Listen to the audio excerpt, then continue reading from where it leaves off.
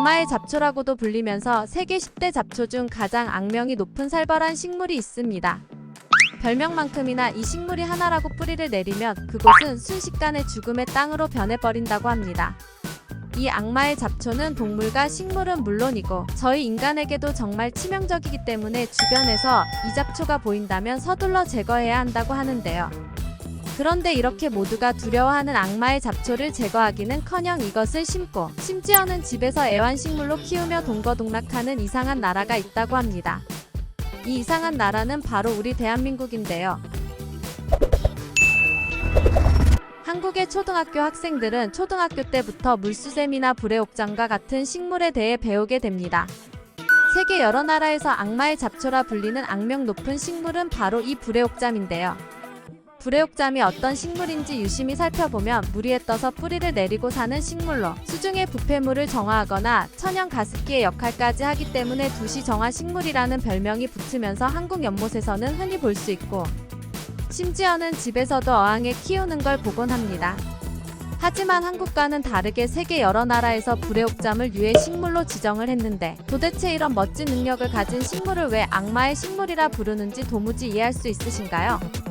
이 의문을 해결하기 위해서는 불의옥잠을 더 자세히 살펴봐야 하는데요.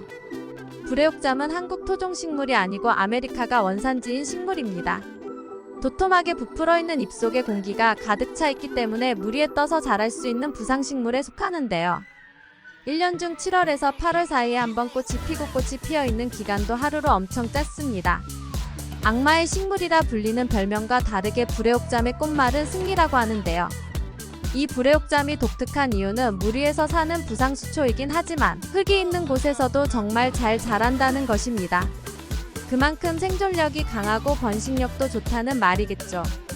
우리나라에서는 이 불의옥잠을 관상용으로 키우거나 수질 정화용 그리고 가축 사료로 사용되기도 하며 학생들을 위한 교육용으로 사용하는 등 정말 폭넓게 활용되고 있습니다. 뿐만 아니라 불의옥잠의 도톰한 공기 주머니는 물속에 있는 불필요한 부산물들을 흡수해서 수질을 깨끗하게 만들어주기도 합니다. 이런 자정 능력을 가지고 있는 불의옥잠이 왜 천사가 아닌 악마라는 별명을 가지고 있는 걸까요? 이런 의문을 한방에 풀어줄 사진이 있습니다. 구독자분들은 이 사진을 보면 어떤 생각이 드시나요? 풍경이 너무 좋다. 불의옥잠이 많이 모여 있으니 더 보기 좋다라는 생각을 하셨나요? 하지만 사실은 정말 충격적입니다. 이 호수는 물 위에 가득 차 있는 이 불의옥잠 때문에 생명이 살아갈 수 없이 썩어갔고 결국엔 죽음의 호수가 되었습니다. 불의옥잠을 악마의 식물이라 부르는 또 다른 이유는 물 위에 떠서 사는 부상식물이라는 점 외에도 가지고 있는 한 가지의 특이한 성격 때문입니다. 바로 무성생식 식물이라는 것인데요. 무성생식 식물인 불의옥잠의 뿌리에는 포복경이라는 주기가 있습니다.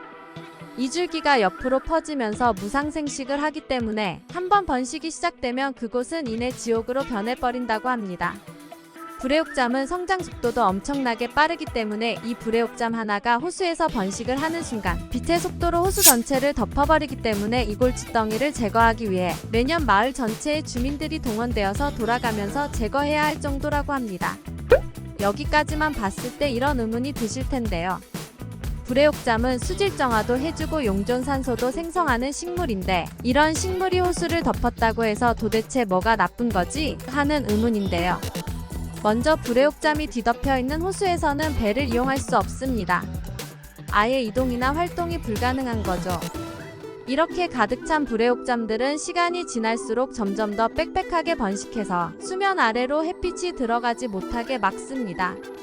이렇게 되면 수중의 수많은 미생물들은 광합성을 하지 못하게 되고 결국 물속의 산소가 급격히 감소하면서 이 호수에는 그 어떠한 생명체도 살 수 없는 죽음이 호수로 변해가는 것입니다.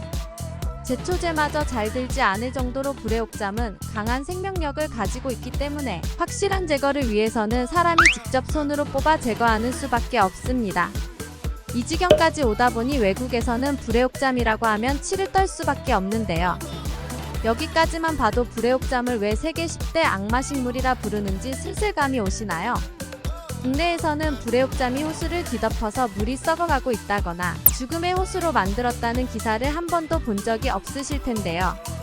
그도 그럴 것이 한국은 사계절이 뚜렷한 나라입니다. 우중 겨울은 손발이 떨릴 정도로 정말 춥죠. 불의 옥잠은 이 추위에 약한데요. 한국에서도 다른 나라에서와 마찬가지로 폭발적으로 번식을 하지만 겨울에는 자연스레 얼어 죽어버립니다. 불의 옥잠의 강력한 생존력도 한국의 추위 앞에서는 연약한 잡초 중 하나일 뿐이었죠. 그렇기 때문에 한국에선 추운 겨울이 지나면 수질정화를 위해 일부러 다시 불의 옥잠을 호수에 던지기도 한답니다. 이 불의 옥잠은 여러 해를 살 수 있는 식물이지만 한국에서만큼은 1년살이 식물이 되고 말았고, 이 불의 옥잠을 활용하기 위해 죽기 전에 미리 수확을 해뒀다가 비료로 사용하는 사례들도 있습니다.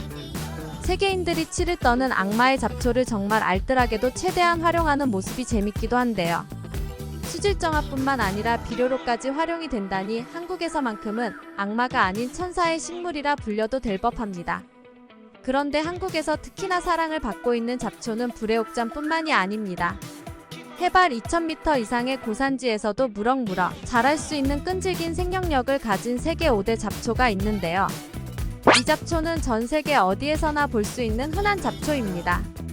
유럽의 경우 길거리에 이 잡초가 만개 있고 시민들은 관심조차 주지 않는 잡초 중 하나지만 한국에서는 이 잡초가 눈에 띄면 일단 칼이나 호미부터 찾는다고 합니다. 국내에서 이 잡초는 봄에 먹는 인삼이라고 알려져 있고 특유의 향 때문에 많은 사람들이 여러 요리에도 사용하곤 합니다. 해외에서 잡초 취급을 받지만 한국에서는 봄마다 얻을 수 있는 선물로 불리우는 이 존재는 바로 냉이입니다. 국내에서는 유명한 봄나물 중 하나로 알고 있는데 이 식물이 잡초였다니 정말 충격적이지 않나요? 더 충격적인 사실은 냉이가 토종 나물인 줄만 알고 있었는데 이 냉이도 원산지가 해외였던 것입니다. 해외에서는 잡초 취급을 받지만 국내에서는 사랑받는 봄나물이다 보니 수요가 부족해졌고 국내에서는 잡초인 냉이를 재배를 하는 농가까지 생겨날 지경이었습니다. 특히나 제철인 봄에 먹으면 인삼보다 더 뛰어난 효능을 가지고 있다고 하는데요. 각종 비타민과 단백질이 풍부한 알칼리성 식물로서 잎과 뿌리 어느 하나 버릴 곳이 없는 식물입니다. 뿌리에 함유되어 있는 홀린 성분은 뇌 기능을 활성화시켜 기억력이나 집중력에 좋다고 합니다. 뿐만 아니라 잎에도 바타카로틴이 풍부해서 피로회복에 좋고 특히 피부와 눈 건강에 도움을 준다고 합니다. 이런 특별한 효능과 독특한 향을 지니고 있기 때문에 입맛을 다시 살려주는 봄나물로 즐겨 먹게 된 것이죠. 실제로 과거에는 선조들이 눈이 부었을 때 안약처럼 넣었다고도 하네요. 한국 구독자분들도 따뜻한 냉이국 한 그릇으로 추위를 싹 날려버림과 동시에 건강까지 챙겨보시면 어떠실까요? 다양한 의견을 댓글로 남겨주세요. 여기까지 세상에서 일어나는 모든 일 세상만사였습니다. 구독과 좋아요는 여러분들의 건강과 행복을 책임집니다. 감사합니다.